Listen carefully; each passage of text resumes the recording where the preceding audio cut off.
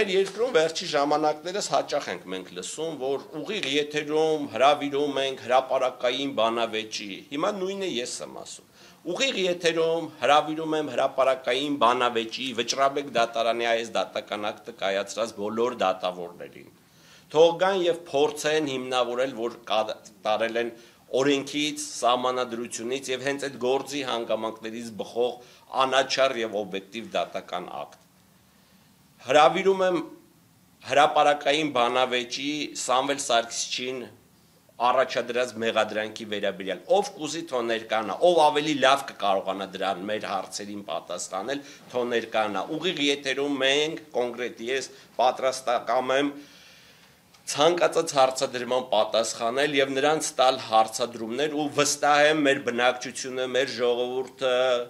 թե ներ քաղաքական, թե մեր երկրից դուրս ապրող մեր հայրենակիցները կտեսնեն, թե ինչ ակնհայտ ապօրինի մեղադրանք է առաջադրվել Սամվել Կարապետյանին։ Կուզի թող հսկող դատախազը գա այդ բանավեճին, կուզի թող քննիչը գա, կամ իրանց ղեկավարները կան, ընդհուպ մինչև, չգիտեմ, ամենաբարձր մակարդակով, ով լավ, ամենից լավն է տիրապետում այս գործին, կլինի մի հոգի, կլինի 10 հոգի, հրավիրում եմ հրապարակային բանավեճի։ Թող գան ուղիղ եթերում բանավիճենք ու կտեսնեք, որ ստեղ բացի ապօրինությունից ուրիշ ոչինչ գոյություն չունի։ Շնորհակալ եմ։ Ես շարունակ Նիկոլ Փաշինյանին։ Չէ, Նիկոլ Փաշինյանին չենք հրավիրում։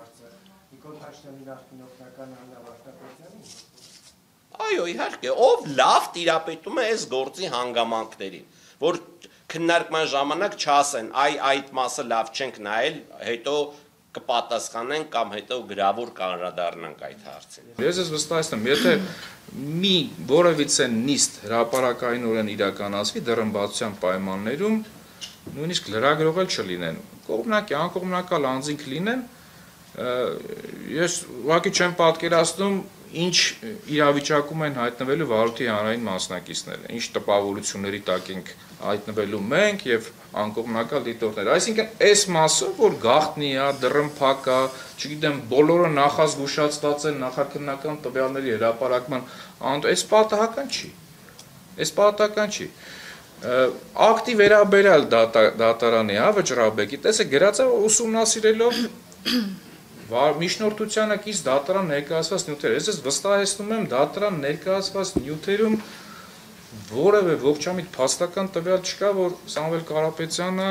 իրականացրել է կազմակերպչական կամ ղեկավարի ինչ-որ գործառույթներ կոնկրետ այդ իրավիճակում։